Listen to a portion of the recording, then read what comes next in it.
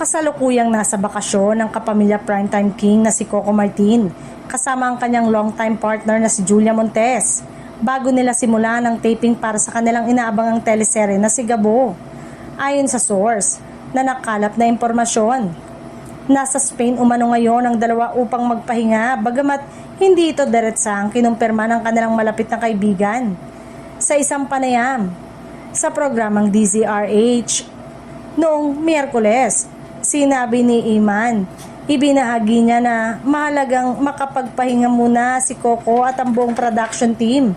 Ayon sa kanya, hindi lamang si Coco ang kailangang mag-recharge kundi pati na rin ang mga taong nasa likod ng kamera na matagal ding nagtrabaho sa sunod-sunod na proyekto.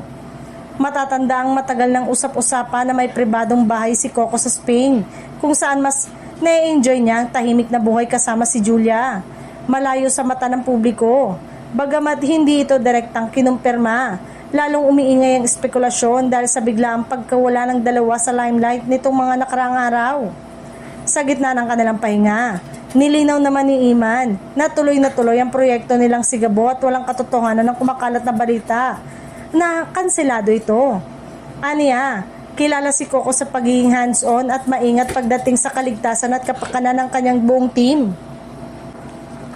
Kaya't sinisiguro nitong maayos ang kondisyon ng lahat bago muling sumabak sa trabaho. Ibinahagi rin ni Iman na kakaiba ang konseptong inihahanda ni Coco para sa bagong serye.